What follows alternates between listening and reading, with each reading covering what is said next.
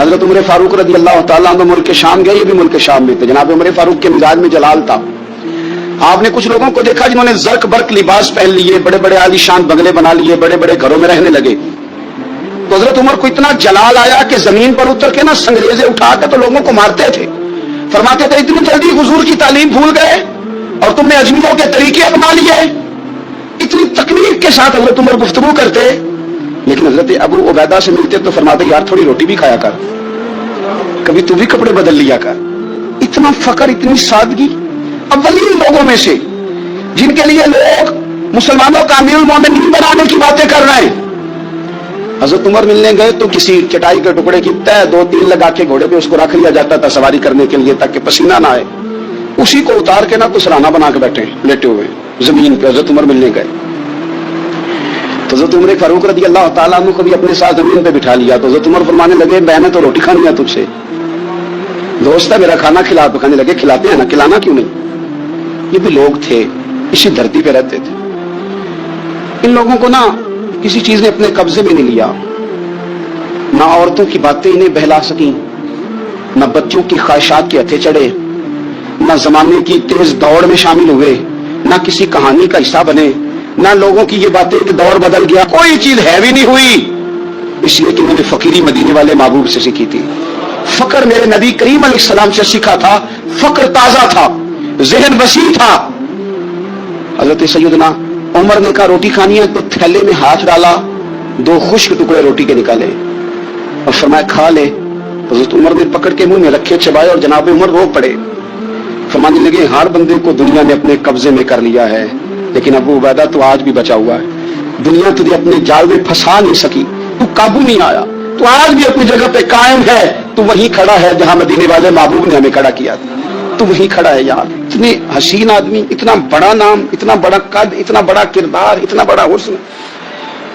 हजारों की फौज के सिपा सालार हैं। अगर मैं कह दूं चीफ ऑफ आर्मी स्टाफ है, मेरा ख्याल है मेरी बात गलत ना होगी। इतनी बड़ी फौज के सिपा सालार, और उस फौज के सिपा सालार जिसमें कई दफा सिपाही बन के खालिद बिन वलीद भी लड़ाई कर रहे हैं। इतनी बड़ी फौज को कमान करते, लिबास वही सादा, ग़िज़ा वही सादा, अंदाज वही रूमी बहुत बड़ी ताकत समझते थे अपने आप को।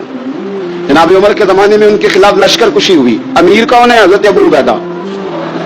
हाथ में तलवार पकड़ी, घोड़े पे बैठे चले गए, मुहासरा कर लिया रूमियों का, घेर लिया।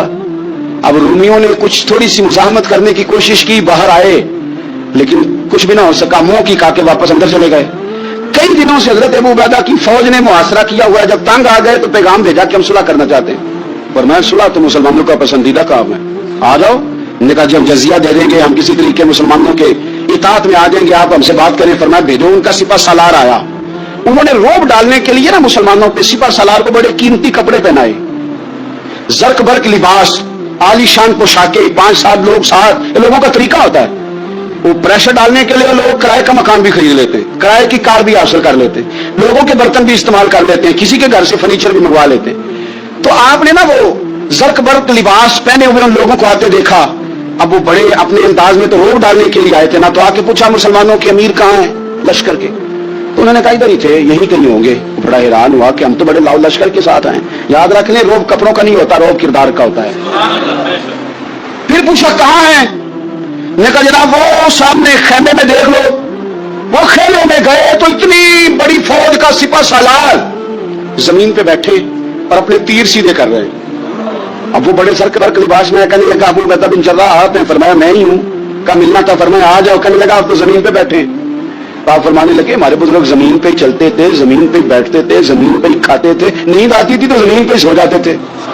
वो हैरानगी से कहने लगा आप इतने बड़े सिपा सालार होके इस तरह रहते हैं? फरमाने लगे मेरी जरूरियात सारी पूरी होती हैं, फिर भी कभी कोई मुश्किल बन जाए तो मैं थोड़ा सा कर्जा ले लेता हूँ हज़रत मुआज़ बिन जबल से, उनको मुश्किल आ जाए तो मुझसे ले लेते हैं। तो बिल्कुल सही गुजारा हो रहा है कि इस तरह क्यों बैठे? ये क्या बात है? हमारे यहाँ लोगों का रोना धोना नहीं, रोज मकान कोई नहीं तो रो पड़े, बच्चे की शादी करानी है तो रो पड़े, ओहो जी क्या बताएं गरीबी बढ़िया तो रो पड़े। जमीन पे बैठे हैं, जमीन पे बैठ के कुछ टुकड़े खा रहे हैं और कह रहे हैं बड़े मुतमईन है यार क्या हुआ, कोई ऐसा मसला नहीं। अगर कभी मुश्किल आ जाए तो मेरे दोस्त है हज़रत मुआज़ बिन जबल थोड़ा कर्जा ले लेता हूं, उनको जरूरत पड़े तो मुझसे ले लेते हैं। रूमी सुलह भी कर गए, बात भी कर गए, पर जहां जहां गए ना حضرت ابو عبیدہ بن جراح کا فخر بھی بیان کرتے گئے. وہ فخر بھی سابقون الاولون میں سے چمکتے ہوئے ستارے حضرت ابو عبیدہ بن جراح رضی اللہ تعالیٰ. حضرت ابو عبیدہ بن جراح رضی اللہ تعالیٰ ان قرون اولیٰ کے لوگوں میں سے جنہوں نے بالکل ابتدا میں حضور کے دست اقدس پر کلمہ پڑھ لیا تھا. بالکل شروع میں دار ارقم کے دنوں میں، شاید اس سے بھی قبل حضرت صدیق اکبر رضی اللہ تعالیٰ عنہ کی دعوت پر یہ مسلمان ہو گئے. بالکل شروع کے لوگ ہیں. وہ جو 10 لوگ جنہیں حضور نے جنت کی بشارت دی، عشرہ مبشرہ، ان میں نام ہے حضرت ابو عبیدہ بن جراح کا. صحیح بخاری میں حدیث ہے، نبی پاک صلی اللہ تعالی علیہ وسلم نے فرمایا ہر امت کا ایک امین ہوتا ہے، اور فرمایا میری امت کے امین حضرت ابو عبیدہ بن جراح ہیں رضی اللہ تعالیٰ عنہ. اہل نجران کے کچھ لوگ آئے، انہوں نے عرض کی حضور کوئی ایک شخص ہمارے ساتھ روانہ کرے، اور بندہ کوئی امانت دار ہو، امین ہو. تو حضور مسکرائے، فرمایا میں تمہیں ایسا امانت دار دیتا ہوں کہ وہ اس طرح کا امانت دار ہے جس طرح کا کسی کو امانت دار ہونا چاہیے. ختم ہو جاتی ہے اس سے آگے پیچھے یہ ساری تعریفیں. فرمایا اس طرح کے امانت دار کو تمہارے ساتھ بھیجتا ہوں. وہ کون ہے؟ فرمایا حضرت ابو عبیدہ بن جراح. اتنے فضائل جس شخص کے ہیں. آپ لوگوں کی کمزوری نہیں ہے، ہماری کمزوری ہے. ہم نے چاند ایک صحابہ کے تذکرے کیے، باقی بزرگ ترین شخصیات امت کے سامنے آنے سے وہ اس لیے رہ گئی کہ ہماری ترجیحات کچھ اور چیزیں تھیں. ہمارے فکر کی جولانیوں میں کچھ اور چیزوں نے جوش زیادہ مارا. حضرت ابو عبیدہ بن جراح وہ خوبصورت آدمی ہے کہ ابن ماجہ میں ایک بڑا انوکھا فرمان موجود ہے. ابن ماجہ میں حضرت عائشہ صدیقہ رضی اللہ تعالیٰ عنہا سے کسی نے پوچھا کہ نبی پاک صلی اللہ تعالیٰ علیہ وسلم کو سب سے زیادہ محبوب کون ہے؟ حضور کو سب سے زیادہ پیار کس سے ہے؟ تو فرمایا سادی سی بات ہے، ابو بکر صدیق سے، عمر فاروق سے. اس شخص نے کہا نہیں میں ان کے بعد پوچھنا چاہ رہا تھا. تو فرمایا یہ بھی بڑی واضح بات ہے، ان کے بعد میں نے حضور کو جن سے سب سے زیادہ پیار کرتے دیکھا حضرت ابو عبیدہ بن جراح ہیں. سب سے زیادہ میں نے محبت کرتے دیکھا. مسلم شریف میں یہ حدیث آپ کو ملے گی. حضرت عائشہ صدیقہ فرماتی ہیں اگر حضور خود اپنے فرمان سے خلیفہ بناتے تو اپنے بعد ابو بکر کو بناتے، ان کے بعد حضرت عمر کو بناتے، ان کے بعد بناتے تو ابو عبیدہ بن جراح کو بناتے. اتنا بڑا آدمی حضرت ابو عبیدہ بن جراح رضی اللہ تعالیٰ، اتنی بڑی شخصیت. اور پتہ ہے آپ کو ان پر صحابہ کا اعتماد کس طرح کا ہے؟ جب حضور علیہ السلام کے وصال ظاہری کے بعد صحابہ بیٹھے نا، میٹنگ ہو رہی تھی خلیفہ بنانے کے لیے، امت کا اجماع ہو رہا تھا حضرت صدیق اکبر پر. تو ایک دوسرے سے نہ پوچھا جا رہا تھا کہ آپ کی نظر میں اگر بیعت کی جائے تو کس کی جائے؟ آپ کی نظر میں بیعت کی جائے تو کس کی جائے؟ آپ کی نظر میں اگر امیر مقرر کیا جائے تو کسے کیا جائے؟ آپ کی نظر میں خلیفہ کس کو ہونا چاہیے؟ تو امت کا اجماع جناب صدیق اکبر کی طرف تھا. تو حضرت صدیق اکبر سے پوچھا گیا آپ بتائیے اگر آپ بیعت کریں گے تو کس کی کریں گے؟ حضرت صدیق اکبر نے کہا 2 لوگوں کی. اگر حضرت عمر کو آگے لگاؤ گے تو پھر بھی میں بیعت کر لوں گا، اور اگر ابو عبیدہ بن جراح کو آگے لگاؤ گے تو میں پھر بھی بیعت کر لوں گا. میں ان دونوں کی بیعت کرنے کو تیار ہوں. یار اتنا بڑا آدمی، کتنی کو کتابیں لکھی جانی چاہیے تھی، کتنے کو دن منانے جانے چاہیے تھے، کتنے کو ان کے نام ہمیں خطبے کرنے چاہیے، کتنے کو تذکار ان ہستیوں کے ہونے چاہیے. حضرت عمر فاروق رضی اللہ تعالیٰ عنہ کا وصال ہو رہا ہے، کیونکہ جناب ابو عبیدہ بن جراح رضی اللہ تعالیٰ عنہ پہلے وصال فرما گئے تھے. تو جناب عمر فاروق رضی اللہ تعالیٰ عنہ کا وصال ہو رہا ہے. کسی نے کہا کسی کو خلیفہ نامزد کر دیں. فرمایا 6 لوگوں کی میں نے کمیٹی بنا لی ہے، کسی کو بنا لینا. ہاں اگر آج ابو عبیدہ بن جراح ہوتے تو پھر میں کمیٹی نہ بناتا، پھر میں ان کو امیر بناتا. اور اگر رب مجھ سے پوچھتا کہ عمر کس کو امیر بنا کے آئے ہو تو میں کہتا اے اللہ جسے تیرے نبی کریم نے امین فرمایا تھا انہیں میں امیر بنایا ہوں. اتنی بڑی شخصیات، اتنے بڑے نام، اتنا بڑا مرتبہ. اور پھر 2 ہجرتیں کی حضرت ابو عبیدہ نے. حبشہ بھی گئے، مدینہ بھی آئے، ہر جہاد میں شامل ہوئے. اور عشق کے امتحان دینے کی باری آئے تو سب سے پہلے دیے. زرہ کی 2 کڑیاں ٹوٹ کے احد کے میدان میں حضور کے رخساروں میں پیوست ہو گئی تھی. دوڑ کے آئے حضرت ابو عبیدہ اور ایک کڑی اتاری، اپنے دانت سے زور سے کھینچی تو ایک دانت ٹوٹ گیا. پھر دوسری کڑی زور سے نکالی حضور کے رخسارے نور سے تو دوسرا دانت ٹوٹ گیا. لیکن حضور کی تکلیف برداشت نہیں کر سکے. عجیب امتحان لیا ان کی محبت نے بھی، عجیب امتحان لیا. اعظم بلا سے اپنی وہ ہستی ہی کیوں نہ ہو، جو چیز اس کی راہ میں حائل ہو پھونک دو. عجیب امتحان لیا. احد کے میدان میں ان کے والد ان کے مقابلے میں آ گئے تھے. یہاں تو مقابلہ ہوتا ہے نا دولت اور دین کا. تو لوگ کمزوری دکھا جاتے ہیں، وطن اور دین کا تو لوگ کمزوری دکھا جاتے ہیں۔ یہاں تو مقابلہ ہوتا ہے نا ہمارا اپنے نفس کی خواہشات اور دین کا، تو غلبہ کچھ اور چیزیں لے جاتی ہیں، لیکن سامنے باپ ہے اور اس طرف دین ہے، حضور کی محبت ہے، نبی پاک کی غلامی ہے، مقابلہ ہو رہا ہے، قبول کس کو کرنا ہے؟ حضرت ابو عبیدہ نے پھر فیصلہ کیا، میدان احد میں تلوار اٹھائی اور باپ کی گردن کاٹ کے پھینک کے لوگوں کو بتایا کہ کائنات میں ہم سب سے بڑھ کے پیار کرتے ہیں تو مدینے والے معبود سے کرتے ہیں۔ اتار دی گردن باپ کی۔ حضرت ابو عبیدہ بن جراح رضی اللہ تعالیٰ عنہ نے اس طرح قربانیاں پیش کی، میدان کے آدمی تھے، میدان میں رہے، ساری زندگی میدان میں رہے، لشکروں کی قیادت کی ساری زندگی۔ حضرت ابوبکر صدیق رضی اللہ تعالیٰ عنہ نے ان کو جہاد کے لیے بھیج دیا تھا۔ حضرت عمر کا بڑا اعتماد رہا۔ دوستی کس سے تھی؟ حضرت معاذ بن جبل سے۔ گہرے دوست کون تھے؟ حضرت خالد بن ولید۔ ان لوگوں سے گہری دوستی تھی، سادہ بود و باشت، سادہ کھانا، سادہ اٹھنا بیٹھنا، سادہ مزاج۔ حضرت ابو عبیدہ بن جراح رضی اللہ تعالیٰ عنہ اپنے گھر میں بیٹھ کے رو رہے تھے، روتے جا رہے تھے۔ تو کسی نے کہا کیوں رو رہے ہیں؟ مسند امام احمد بن حنبل میں موجود ہے، فرمانے لگے نبی پاک علیہ السلام نے مجھے ایک دن کہا تھا کہ فتح ہو جائے گی، بڑے بڑے علاقے فتح ہوں گے تو اپنے آپ کو سنبھال کے رکھنا، 3 خادم تیرے لیے کافی ہیں، ایک جو گھر میں کام کاج کرے، ایک جو تیری خدمت کرے، ایک جو تیرے سفر میں جائے، اور 3 سواریاں تیرے لیے کافی ہیں۔ زیادہ لوگوں نے بڑے بڑے جانور رکھے ہوتے تھے نا، 3 سواریاں ابو عبیدہ تیرے لیے کافی ہیں، ایک تیرے سفر کے لیے، ایک مال و اسباب اٹھانے کے لیے، ایک تیرے غلام کے لیے، زیادہ مال نہ جمع کرنا۔ یہ بات کرتے ہوئے رو پڑے، فرمانے لگے ہم لوگ اس جگہ رہ نہیں سکے جہاں حضور نے کھڑا کیا تھا، میرا استبل گھوڑوں سے بھر گیا ہے اور میرے گھر میں غلام بھی زیادہ ہیں۔ حالانکہ صحابہ کہتے ہیں کہ کچھ ایسا نہیں تھا، لیکن چند چیزیں جو موجود تھیں ان پر بھی روتے تھے اور فرماتے تھے نبی پاک صلی اللہ علیہ وسلم نے فرمایا تھا قیامت کے دن میرے زیادہ قریب وہ شخص ہوگا کہ جس طرح میں چھوڑ کے جا رہا ہوں قیامت میں مجھے اسی طرح ملے۔ فرمانے لگے میں اس طرح نہیں رہ سکا، سوچتا ہوں نبی پاک کو کیا منہ دکھاؤں گا، کیا منہ دکھاؤں گا کریم کو۔ رو رہے ہیں گھر میں بیٹھ کے، رو رہے ہیں۔ ملک شام میں نا طاعون کا مرض پھیل گیا، حضرت ابو عبیدہ وہاں تھے، حضرت عمر نے خط لکھا، فرمایا جلدی آ جاؤ، آپ سے مشورہ کرنا ہے۔ آپ سمجھ گئے کہ عمر نا مجھے یہاں سے نکالنا چاہتے ہیں کہ مجھے مرض نہ لگ جائے۔ جواب لکھا، کہنے لگے مجھے پتا ہے جو مشورہ آپ نے کرنا، میں مسلمانوں کو اکیلا چھوڑ کے نہیں آ سکتا، میں لشکر کا سپہ سالار ہوں، کیسے آ جاؤں، میں یہی رہوں گا۔ حضرت عمر نے خط لکھا کہ پھر آپ جابیہ کی جانب بھی چلے جائیں، تھوڑے سے وہاں موسم ٹھیک ہے، وہاں تشریف لے گئے۔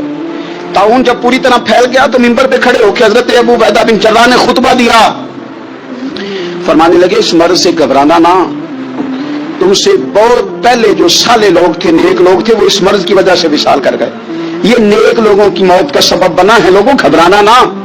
فرمایا کرتے تھے میں تو دعا کرتا ہوں مجھے بھی خدا کی رحمت سے حصہ ملے۔ آپ جمعے کی نماز مسجد اقصی میں پڑھنے جا رہے تھے تو رستے میں طاعون کا حملہ ہوا، وصال ہوا طاعون کے مرض سے۔ اشرف بشرا صحابی، امین امت، 58 سال عمر، جنازہ حضرت معاذ ابن جبل نے پڑھایا اور فرمانے لگے لوگوں پتہ ہے تمہیں آج کون گیا ہے؟ آج وہ گئے ہیں جنہیں حضور نے امین امت کہا تھا، آج وہ ہستی اٹھ گئی جنہیں نبی کریم علیہ السلام نے امین امت فرمایا تھا۔ حضرت معاذ ابن جبل نے جنازہ پڑھایا تو کچھ دنوں میں حضرت معاذ ابن جبل بھی طاعون کے مرض سے وصال کر گئے، ان پر بھی یہ حملہ ہوا۔ ملک شام میں حضرت ابو عبیدہ بن جراح کا مزار پر انوار ہے، حضور سے فقر سیکھا، زندگی فقیری میں گزاری۔ ان لوگوں نے کسی مقام پہ بھی اپنے آپ کو حضور کی تعلیمات سے پیچھے نہیں کیا، عظیم لوگ تھے، ان کی زندگیوں کو پڑھیں، ان کے اقوال کو سنیں، ان کے ارشادات پر غور کریں، اور بڑے اعلیٰ ظرف تھے۔ حضرت خالد بن ولید گورنر تھے صوبے کے، جناب عمر فاروق نے ان کو معزول کر کے حضرت ابو عبیدہ بن جراح کو تعینات کر دیا۔ ان کو جب تعینات کیا تو ادھر جنگ جاری تھی، انہوں نے نا وہ تعیناتی کا جو رکا تھا وہ جیب میں ڈال دیا، بتایا ہی نہیں، جنگ ہوتی رہی۔ خالد بن ولید کو کسی اور نے بتایا تو فرمانے لگے بعد میں آپ نے مجھے بتایا کیوں نہیں؟ آپ فرمانے لگے کوئی جلدی تو تھی نہیں، حالانکہ گورنر بنا دیے گئے اور جنگ ہو رہی تھی، میں نے کہا چلو بعد میں بتا دیں گے، کوئی مسئلہ نہیں۔ ایک دفعہ حضرت ابو عبیدہ بن جراح کو معزول کر کے حضرت خالد بن ولید کو سپہ سالار بنایا گیا، تو آپ فرمانے لگے سن خالد، اتنی خوشی مجھے اپنے سپہ سالار بننے کی ہوئی تھی اس سے بڑھ کر تیرے بننے کی ہوئی ہے۔ کسی جگہ کسی عہدے کا لالچ نہیں، کسی جگہ کوئی دنیا داری نہیں، فقر، فقیری، درویشی، سادگی، حسن تھا، اشرا مبشرہ لوگوں میں سے تھے۔ اللہ کے حضور دعا ہے مالک کریم سمجھنے کی توفیق عطا فرمائے۔ آخر دعوانا الحمدللہ رب العالمین۔ کہتے ہیں جب جبلہ اہم کے خلاف ہم لڑنے گئے تو روم کی فوجیں بھی تھی اور عرب کے دیگر قبائل کی فوجیں بھی. کہتے ہیں ہمارے سپہ سالار کا نام حضرت خالد بن ولید. اب تو گزارش ہی کرنی ہے, اب مدعا کیا سنانا ہے, اب تو بات کرنی ہے. فرماتے میں آگے بڑھا اور جیسے بھی ہوا میں نے حضرت عمار بن یاسر کو راضی کیا. حضرت عمار کہتے ہیں ایک وقت وہ تھا اور ایک وقت یہ ہے. جب دونوں وقتوں کو دیکھتا ہوں تو کہتا ہوں الحمدللہ رب العالمین. یہ ساری تعریفیں اس رب کے لیے ہیں جو تمام جہانوں کو پالنے والا. وقت دے, معاملات کو ٹائم دے. اب دیکھیں اللہ تبارک و تعالیٰ بڑا کریم ہے. حضرت سعد بن ابی وقاص نے قادسیہ پہ حملہ کیا تو بدھ مت عیسائی یہودی سارے کٹے قلعہ بند ہو گئے. چاروں جانب دیوار تھی قلعے کی, بڑی بڑی فصیل, لمبی چوڑی, بڑا لمبا چوڑا گیٹ. باہر نہیں نکلتے, باہر نکلے تو جنگ ہو جاتا. ایک علاقہ تھا وہ قلعہ بند ہو گیا. حضرت سعد بن ابی وقاص نے انتظار کیا, وہ باہر نہیں نکلتے. انہوں نے پہلے سے پلاننگ کی تھی کہ مہینے کا راشن لے کے وہ اندر چلے گئے. جناب سعد بن ابی وقاص کہنے لگے بھئی اب یہ دیوار تو گرانی پڑے گی. یہ دیوار جی کیسے؟ فرمانے لگے ایمان کی قوت سے. آپ نے نا انسانوں کی چار دیواری بنائی, اس دیوار کے گرد صحابی کھڑے کیے. توجہ میری طرف رکھیے. یوں چاروں جانب صحابہ کھڑے ہو گئے. جب صحابہ کھڑے ہوئے چاروں کونوں میں, اب یہودی, بدھ مت, عیسائی تینوں اندر ہیں. حضرت سعد بن ابی وقاص نے کہا چلو بھائی ایمان کی قوت سے بولو. صحابہ بولے لا الہ لا الہ, خودی کا سر نہا لا الہ الا اللہ, خودی کا تیغ فسا لا الہ الا اللہ, خودی کا تیغ فسا لا الہ. اگرچہ بت ہے جماعت کی آستینوں میں, مجھے ہے حکم اذا لا الہ الا اللہ. وہ 3-4 دفعہ کلمہ پڑھا تو دیوالے ہلنے لگے. حضرت خفاف بن ایما کی صاحبزادی بیوہ ہو کے آ گئی, بچے ساتھ تھے. سر راہ جناب عمر سے ملی اور مل کے کہنے لگی حضور میں اس صحابی کی بیٹی ہوں انہوں نے احد والے دن اپنے بیٹے کے ساتھ مل کے معاشرہ کیا تھا. بچے میرے یتیم ہو گئے ہیں, میں بیوہ ہوں. حضرت فاروق اعظم رضی اللہ تعالیٰ عنہ نے فہرست نہیں مانگی, خرچے کی ڈیٹیل نہیں مانگی, تم آنا فلانے سے ملنا, پرسوں 9 بجے آ جانا دفتر, یہ کوئی بات نہیں کی. حضرت عمر غور سے کھڑے, اس بیٹی کی بات سنی. چھم چھم سیدنا فاروق کی آنکھوں سے آنسو گرے, دوڑ کے گھر گئے, ایک اونٹ نکالا, وہاں سے مال غنیمت کا مال کے بھر کے 2 بوریاں, اور بوریوں میں کیا تھا؟ چاندی بھی تھی, نقدی پیسے بھی تھے, کچھ ضرورت کا سامان بھی تھا, غلہ بھی تھا. 2 بوریاں بھر کے اونٹ پہ رکھ کے خود لگام اس بیٹی کے ہاتھ میں تھما کے, کا پتر سامان بھی تیرا ہے, اونٹ بھی تیرا ہے. اور یہ نہ سمجھنا یہی کچھ تجھے دیا ہے, جب یہ ختم ہوگا تو رب تیرے لیے اور بندوبست فرمائے گا. کیا مانا کہ ڈیوٹیاں لگا دی گئی ہیں, ہمیں پتہ ہے یہ سامان کب تک ختم ہو جائے گا, پیسے کب تک ختم ہو جائیں گے, تیرے لیے میں نے نئے حکم بھی جاری کر دیے ہیں. ایک شخص نے کہا حضور ایک بیوہ کو آپ نے کچھ زیادہ ہی نہیں دے دیا. یہاں لوگ سیاسی تقسیم نہیں کرتے, تھوڑا کام والے کو دے دو, تھوڑا چوکیدار کو دے دو, تھوڑا گلی محلے میں دے دو, تھوڑا رشتہ داروں میں دے دو, سب ہمارے احسان کے نیچے رہیں گے. کہا ایک ہی خاتون کو آپ نے اتنا نہیں دے دیا. تو حضرت عمر ناراض ہو گئے, فرمانے لگے تجھے تیری ماں روئے, میری نظروں میں آج بھی وہ جلوہ موجود ہے جب اس کا باپ اور بھائی میدان احد میں کافروں کے خلاف لڑائی کر رہے تھے, آج تک میری نظر میں موجود ہے. تو کہتا میں نے زیادہ دے دیا. اولاد کسے نہیں پیاری ہوتی؟ بچوں کو دیکھ دیکھ کے بندہ کلیجہ ٹھنڈا کرتا ہے, اولاد کو دیکھ دیکھ کے آنکھوں کو سکون ہوتا ہے, انسان کی طبیعت شاش بشاش ہوتی ہے. حضرت عمر وظیفہ لگانے لگے تو حضور کے گھر میں خدمت کرنے والے حضرت اسامہ بن زید کا وظیفہ ڈبل لگایا اور اپنے بیٹے عبداللہ بن عمر کا وظیفہ سنگل لگایا. تو حضرت اسامہ بن زید کہنے لگے ابا جی میں نے تو ہجرت بھی کی, جہاد بھی کیا, اسامہ تو ان دنوں بچے تھے. تو حضرت سیدنا عمر فاروق جواب میں کہنے لگے پتر اسامہ کے والد زید نے بھی حضور کے گھر میں نوکری کی, اسامہ بھی نوکری کر رہا ہے. حضرت عمر کی شان کیا ہے زمانہ جانتا ہے, پر پھر بھی حضرت عمر فرمانے لگے تو نے اپنے باپ کے ساتھ ہجرت کی, فرمایا ان کی خدمت زیادہ ہے حضور کے گھر میں, لہذا ان کا وظیفہ بھی زیادہ لگایا جائے گا. چادریں آئی تھی مال غنیمت میں, ڈھیر ساری چادریں, ڈھیر ساری. حضرت عمر نے صحابہ کرام علی رضوان کی ازواج پر, صحابیات پر وہ چادریں تقسیم کر دی. ایک چادر بڑی خوبصورت نکلی اندر سے, تو سب کہنے لگے حضور یہ نا خاتون اول کے لیے سوٹ کرے گی, آپ کی اہلیہ کے لیے سوٹ کرے گی, کبھی آپ گھر لے جائیں نا, یہ سب سے بہتر ہے. تو یہ حضرت عمر کی بالغ نظری ہے, وہ کیا بنتا ہوا جس کی ہر جگہ نظر ہی نہ ہو. حضرت سیدنا عمر فاروق رضی اللہ تعالیٰ عنہ کہا جناب یہ چادر بڑی حسین ہے, آپ کے گھر والوں پہ جچے گی. تو حضرت عمر فرمانے لگے نہیں, ایک صحابیہ ہیں حضرت ام سلیت رضی اللہ تعالیٰ عنہ, انہیں بلاؤ یہ چادر انہیں دوں گا. حضور اس خاتون کو یہ چادر دینے کی وجہ بھی تو بیان کریں. تو حضرت عمر فرمانے لگے جب احد میں ڈھیر سارے لوگ زخمی ہو گئے تھے اور بھگدڑ مچ گئی تھی اور حالات خراب ہو گئے تھے, تو فرمایا میں نے اپنی آنکھوں سے دیکھا کہ اس ایمرجنسی کی حالت میں بھی جناب ام سلیت مشکیزہ پکڑ پکڑ کے زخمیوں کو پانی پلا رہی تھی. उस खातून की खिदमात है उम्मत के लिए, उसने ड्यूटी की है सहाबा के लिए, लिहाजा उस औरत का ज्यादा हक बनता है कि उसको ये एजाज दिया जाए। मेरिट की बुनियाद पर तकसीम होगी, रिश्तेदारी की बुनियाद पर, ताल्लुक की बुनियाद पर नहीं होगी। इसका हक ज्यादा बनता है, इसका दर्जा ज्यादा बनता है, खिदमात ज्यादा है, इसने अपनी ड्यूटी ज्यादा अच्छे तरीके से सर अंजाम दी है।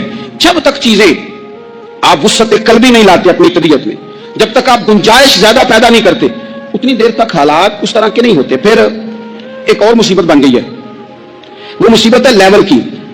ये काम मेरे लेवल का नहीं। जब आप अपने लेवल से नीचे उतरेंगे, प्रोटोकॉल से जरा नीचे उतरेंगे और छोटी छोटी बातों पर खुद तवज्जो देंगे, छोटी छोटी चीजों पर। हजरत उमर जुमा पढ़ा रहे थे, एक से अभी देर से आए। अब ये नमाज का पूछना, जुमे का पूछना, मतलब हुक्मरान साहब तो ऊपर लेवल के हैं, वो तो पूछेंगे कि जनाब मेरे साथ तो आप कौमी सतह का बंदा बिठाएंगे, ये वाली बातें। लेकिन छोटे छोटे सुराख पैदा होते हैं, फिर बंद टूटते हैं, हालात बिगड़ते हैं। कौमों का इखलाक छोटी छोटी जगहों पर पहले बिगड़ता है, छोटी छोटी जगहों पे। बच्चा पहले छोटी चोरियां करता है, खुदा माफ फरमाए अगर उसे रोका ना जाए, फिर वो बड़ी जगहों पे जाके हालात खराब करता है। हजरत उमर फारूक एक सहाबी देर से जुमा पढ़ने आए तो हजरत उमर ने बाद में बुला लिया, फरमाया तुम इतने समझदार आदमी हो कि अगर जुमे में देर से आओगे तो बाकी लोगों का क्या बनेगा। तो सहाबी आगे से कहने लगे मुझे पता था आपने पूछना है, और मैं तो कहीं काम में मसरूफ था, अमीरुल मोमिनीन मैं तो दौड़ा आया हूं, मैं तो गुस्ल भी नहीं कर सका, वुजू करके मस्जिद में आ गया जुमा पढ़ने। तो तुम्हारे फारूक उनकी बात सुनकर खुश हुए, फरमाने लगे रब तेरा भला करे, इस तरह करना, आइंदा जुमा पढ़ने आना तो गुस्ल करके आना। मेरे नबी पाक ने गुस्ल करने का इरशाद फरमाया जुमे वाले दिन, गुस्ल करके आना। इन बातों का भी, यानी हुकूमत के कौमी मामलात और आलमी नुक्ता नजर भी उनके ज़हन में है। और यहां तक जो बारीक चीजें, यानी हजरत उमर फारूक गुजर रहे थे तो किसी बाग के कोने में खड़े होकर कुछ बच्चे, छोटे छोटे बच्चे वो कुजूरे इकट्ठी कर रहे थे। तो हजरत उमर ने कहा किसके बाग में लगे हुए हो? सब बच्चे दौड़ गए। तो हजरत सनान बिन सलमा फरमाते मैं भी छोटा था, मैं खड़ा हो गया तो मैंने कहा हुजूर हमने तोड़ के नहीं खजूरें खाई, गिरी हुई खाई हैं, और आपको पता है जो रास्ते में गिर जाए वो उठानी नाजायज नहीं होती, तो हुजूर ये गिरी हुई खजूरें खाई हैं। तो कहते हैं हजरत उमर फारूक बच्चे की बात सुन के कहने लगे रब तेरा भला करे, तूने सही बात की तरफ मेरी तवज्जो करा दी है, अल्लाह तेरा भला करे। और फिर हजरत उमर रज़ी अल्लाह तआला अन्हु उस छोटे से बच्चे के पास खड़े हो गए। कौन? किसके पास? नहीं, ख्वाब तो नहीं देख रहे मैं और आप। हुक्मरान वक्त 22 लाख मुरब्बा मील का हुक्मरान बच्चे के पास खड़े हो गए, छोटे बच्चे के पास। दुकान पे गरीब आदमी चढ़ आए ना, दुकानदार साहब इल्ला माशाल्लाह उनका मिजाज खराब हो जाता है। वो तीसरी चीज कहना वो वाली दिखाओ तो कहते लेनिया तो ले, तो जा। और अगर तगड़ा बंदा आ जाए तो कहते हैं जनाब आप इस तरह करें, निशानदेही कर दे, मैं इंशाल्लाह खरीद के ला के पेश कर दूंगा। मिसाल बदल जाते, गरीबों के पास, छोटों के पास, आम आदमी के पास आप जाएं। हमारे हुक्मरानों का गरीब आदमी से गैप बहुत ज्यादा है, पीरों का गरीब आदमी से गैप बहुत ज्यादा है, बड़े उलमा का आम आदमी से गैप ज्यादा है, ताजरों का आम आदमी से गैप ज्यादा है, शीशे के बड़े बड़े मोहल्लात में सोसाइटियों में बसने वालों का गरीबों से गैप ज्यादा है। इसलिए अमीर गरीब की तफरीक बढ़ गई है, हालात और तरह के हो गए। बाज गुराबा अमीरों से नफरत करने लग गए। हमारी शादी ब्याह तकरीबात अफ्तारियां, उनमें हम अपने लेवल के लोग बुलाते हैं जिनसे हमें कारोबारी जरूरियात वाबस्ता होती हैं। हमने इस तरह का माहौल बनाया, उसका नुकसान यह हुआ है कि मुआशरे में कई किस्म की सोचें पनपने लगी हैं, वसवसे गालिब आने लगे। बाजों का तंग आमद बजांग आमद, जब गरीबों के बच्चे ज्यादा तंग आते हैं फिर हथियार उठाते हैं, फिर कलम छोड़ देते हैं। सोचने की जरूरत है मुल्क में कि बुराई जन्म लेती कहां से है। यहां तक उतर के हजरत उमर फारूक इन लोगों से प्यार करते। अब वो बच्चे ने बात सुना दी हजरत सनान बिन सलमा ने, तो जनाब उमर फारूक से बच्चे ने फटाफट एक और फरमाइश भी कर दी। कहने लगा हुजूर मैंने खजूरें ज्यादा जमा कर ली हैं, वो मेरे दोस्त सारे भाग गए हैं आपको देख के, मैं जब जाऊंगा ना तो खजूरें मेरे हिस्से की हैं, वो मैं गरीब बच्चा, माड़े घर से ताल्लुक है, वो मेरी खजूरें छीन लेंगे। हजरत उमर के साथ सिपाही भी थे, सारा कुछ भी था। हजरत उमर ने बच्चे का बाजू पकड़ा, फरमाया चल मैं तुझे तेरे घर छोड़ के आता हूं। हजरत उमर उस गरीब के दरवाजे पे दस्तक दे के कहा तेरा पुत्र था, पकड़ के इसलिए लाया हूं कोई अमीर ज़ादा इस गरीब के बच्चे को तंग ना कर सके। अल्लाह कोई एक भेजना हजरत फारूक आजम का मानने वाला, जो गरीब के बच्चे का बाजू थामे और उसे कहे कि कोई अमीर ज़्यादा इस पर जुल्म नहीं करेगा, कोई इसे थप्पड़ नहीं मारेगा, कोई इसके हिस्से के नंबर नहीं लेगा, कोई इसकी जगह रिश्वत दे के नौकरी पे नहीं बैठ जाएगा, कोई इसकी जगह पैसे दे के आगे नहीं बढ़ जाएगा। कोई आए ना जो अश्क शोई करे, जो आंसू पूछे लोगों के, लेकिन जहां तो मंजिल उन्हें मिली है जो शरीके सफर न थे। मेरे अजीजों, इस नहज पर दीन ने हमें असबाक पढ़ाए, इस नहज पर।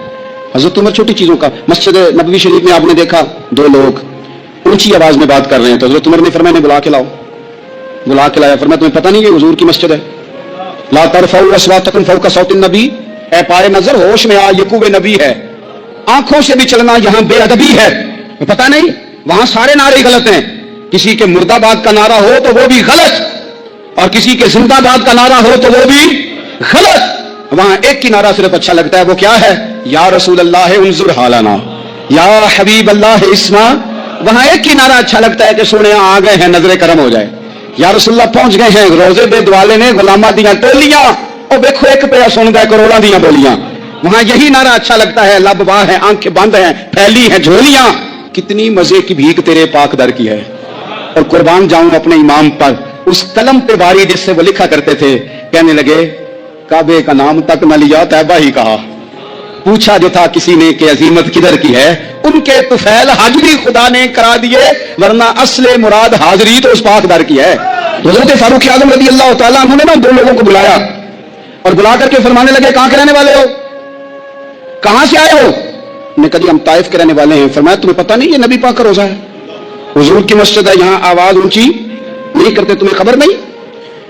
اور پھر حضرت عمر فرمانے لگے اگر تم مدینے کے رہنے والے ہوتے تو میں تمہیں کوڑے مارتا, میں تمہیں سزا دیتا. تمہیں پتہ نہیں یہ کس طرح کا مزاج اور ماحول ہونا چاہیے. تو حضرت فاروق اعظم رضی اللہ تعالیٰ عنہ کی جو خدمات ہیں, آپ تو بازاروں میں جب جاتے تھے نا تو فرماتے تھے ہمارے بازار میں صرف وہ بندہ آ کے کام کرے جو دین کا علم جانتا ہے, جسے تجارت کے اصول پتہ ہیں, وہ آئے. دوسرے کو بیٹھنے نہیں دیتے تھے. اپنے مزاج کے لحاظ سے, اپنی طبیعت کے لحاظ سے مخلوق کے لیے دلوں میں نرمی رکھتے تھے, مزاج میں نرمی. ایک بات آپ نے کئی دفعہ سنی ہوگی, میرا بڑا دل کرتا ہے پھر سے اس کو دہراؤں. میں نے اسے سینکڑوں بار پڑھا ہے.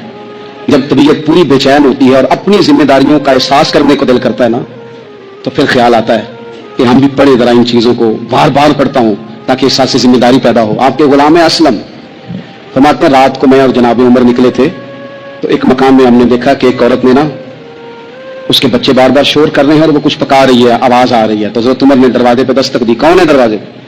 کہا میں ایک غلام ہوں. حضرت عمر کہتے غلام ہوں, بہن کیا مسئلہ ہے, بچے کیوں رو رہے ہیں؟ تو بی بی کہنے لگی تمہیں کیوں بتاؤں, رہو نا اپنا کام کرو. حضرت عمر نے اصرار کیا تو تلخ لہجے میں, جس سے غصہ نہیں کر جاتے حکمران, councillor, chairman, M P, M N ناراض نہیں ہو جاتے, اس تلخ لہجے میں بی بی کہنے لگی دعا کرو اللہ میرے اور عمر کے درمیان قیامت میں فیصلہ کرے. کیسا حکمران ہے کہ اس کی حکومت میں میرے بچے بھوکے سوتے ہیں, یہ میں نے پانی میں روڑے ڈال کے چرائے ہیں, لیکن یہ پیٹ کی بھوک یہ بڑی ڈاڈی ہوتی ہے, یہ نیند بھی نہیں آنے دیتی. خیال تھا رو دو کے سو جائیں گے, پر سو بھی نہیں رہے. حضرت فاروق اعظم دوڑے گئے, گھر سے سامان, اناج, غلہ کندھے پہ رکھا. خادم کہتے ہیں میں نے کہا کہ مجھے دے دے. فرمانے لگے چل تو وعدہ کرنا قیامت میں بھی میرے بوجھ اٹھائے گا. کہ حضور نہیں, وہ تو میرے بس کی بات نہیں. فرمایا پھر مجھے کرنے دے. دوڑے آئے, اس خاتون کے دروازے پر لا کے وہ چیزیں رکھی. کہ بہن اگر تو پردہ کر لے تو یہ غلام نا آج کھانا پکا دے تیرے بچوں. پھر وہ گھی چڑھا کے, چینی ڈال کے, کچھ سامان پکتا تھا وہ کھانا پکایا. غلام کہتے ہیں جب پھونکے مارتے تھے تو داڑھی سے دھواں نکلتا تھا, آگ جلاتے تھے دھواں نکلتا. پھر کھانا پکایا, پھر ان بچوں کو کھلایا. پھر حضرت عمر فاروق رضی اللہ تعالیٰ عنہ تھوڑے پیچھے بیٹھ گئے تو بچوں کے ساتھ اس طرح کی باتیں کرنے لگے کہ وہ ہنس پڑے.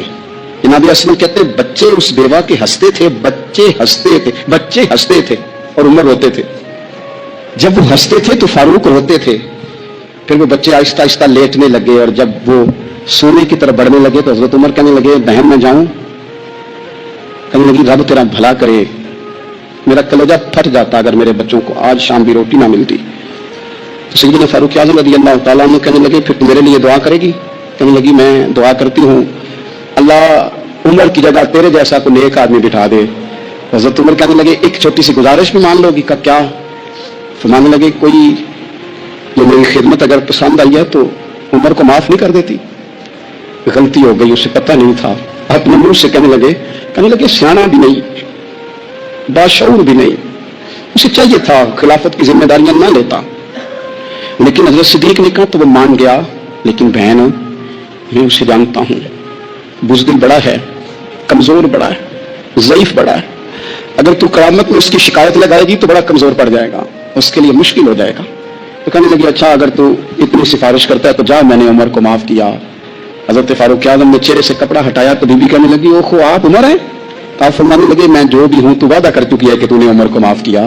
پھر باہر نکلے اور اپنے خادم جناب اسلم سے کہنے لگے 2 بندے اور بلا اور انہیں گواہ بنا کہ میں نے اس غریب کے روتے بچے ہنسائے ہیں, تو جا کے ان کو بتا میں نے وہ ہنسائے ہیں, اس کے بھوکے بچوں کو میں نے روٹی کھلائی ہے, اور تو گواہ ہو جا اس बीबी ने खुद कहा है बगैर जबर के, मेरी गुजारिश पे कहा है कि मैंने उमर को कुरान पाक में 100 से ज्यादा मरतबा सब्र का तज़किरा फरमाया। इतनी बड़ी बात को समझिएगा कि 100 से ज्यादा मरतबा कुरान पाक ने तज़किरा किया है सब्र का, और मुख्तलिफ अंदाज में। कहीं फरमाया कि वबश्शिर साबिरीन, ए महबूब सब्र करने वालों को खुशखबरी सुना दीजिए। कहीं फरमाया इन्नल्लाह मअस साबिरीन, बेशक अल्लाह सब्र करने वालों के साथ। तो मुख्तलिफ अंदाज में मुख्तलिफ तरीकों से अल्लाह ताला ने सब्र का तज़किरा फरमाया। सोसाइटी के अंदर, माशरे के अंदर और मुसलमानों के अखलाकी रवैयों के अंदर अगर सब्र को दाखिल कर लिया जाए तो हम महसूस करेंगे कि हमारी जिंदगी ना सिर्फ ये कि आसान हो गई है, बल्कि मोहब्बतों वाली हो गई है, चाहतों वाली हो गई है। हमारे रिश्ते एक दूसरे से टूट नहीं रहे बल्कि बनना शुरू हो गए। थोड़ा सा सब्र बहुत सारी चीजों को टूटने से बचा लेता है। कुरान मजीद की जो आयत करीमा मैंने तिलावत की, ये सूरह आले इमरान की आखिरी आयत है। अल्लाह ताला ने फरमाया या अय्युहल्लज़ीना आमनुस्बिरू वसाबिरू, ऐ ईमान वालो सब्र करो साबिर बनो। ऐ ईमान वालो सब्र करो और साबिर बनो। क्या मतलब? पहले सब्र का मतलब यह है कि अगर तुम्हें कोई जाती तकलीफ पहुंचे तो उस पर सब्र करो। वसाबिरू, इसका माना यह है कि अगर दुश्मन के मुकाबले में किसी और की तरफ से कोई तकलीफ आए तो उस पर भी सब्र करो। फिर फरमाया वराबितू, और हमेशा कमर बस्ता रहो, इस्लामी सरहदों के पहरेदार रहो। वत्तकुल्लाह, अल्लाह से डरते रहो। लअल्लकुम तुफ्लिहून, इस उम्मीद पर कि अल्लाह तुम्हें कामयाबी अता फरमा दे, तुम फलाह पा जाओ। या अय्युहल्लज़ीना आमनुस्बिरू वसाबिरू, ऐ ईमान वालों सब्र करो और साबिर बनो। सब्र करो साबिर रहो, यानी जो जाती तकलीफ आए उस पर भी सब्र करो। और मुसाबरा का माना सामने से आने वाली तकलीफ, अगर बीमारी आ गई, कोई परेशानी आ गई, कहीं कोई अपना दुनिया से चला गया, तो ये जाती तकलीफ है, इस पर भी सब्र करना। और अगर अपनों ने बेगानों ने कोई तकलीफ पहुंचा दी, कोई अज़ियत दे दी, वो अज़ियत कई सूरतों में हो सकती है। ताना भी एक अज़ियत है, तंज भी एक अज़ियत है, किसी शख्स के बारे में गलत कलमा कहना भी एक अज़ियत है, और मुकाबले में खड़े हो जाना, लड़ाई करना, यह भी एक अज़ियत है। इस पर भी सब्र करो। वराबितू, और इस तरह करो कि कमर बस्ता रहो, जद्दोजहद करते रहो। वत्तकुल्लाह, अल्लाह से डरो। लअल्लकुम तुफ्लिहून, ताकि तुम कामयाब हो जाओ। सब्र जब आप करते हैं ना, और सब्र का इरादा करते हैं, तो अल्लाह ताला सब्र की तौफीक भी अता फरमाता है। अगर आपको हज़रत उमर फ़ारूक रज़ी अल्लाह ताला अन्हो का जलाल, शुजाअत, बहादुरी और इंसाफ पर मबनी ये ईमान अफरोज़ वाक़या पसंद आया हो तो वीडियो को लाइक करें, ज़्यादा से ज़्यादा शेयर करें, ताकि इस्लाम की ये अज़ीम तारीख़ हर मुसलमान तक पहुँच सके। और अगर आप चाहते हैं ऐसे ही मज़ीद ईमान ताज़ा कर देने वाले वाक़यात, इस्लामी तारीख़, सहाबा किराम की बहादुरी और बुज़ुर्गाने दीन के सबक आमूज़ बयानात देखना, तो अभी हमारे चैनल को सब्सक्राइब करें और साथ मौजूद बेल आइकन को ज़रूर दबा दें, ताकि आने वाली हर नई वीडियो आप तक सबसे पहले पहुंच सके। अल्लाह ताला हज़रत उमर फ़ारूक रज़ी अल्लाह ताला अन्हु के अदल, शुजाअत और हक़ गोई का कुछ हिस्सा हमें भी अता फरमाए। आमीन।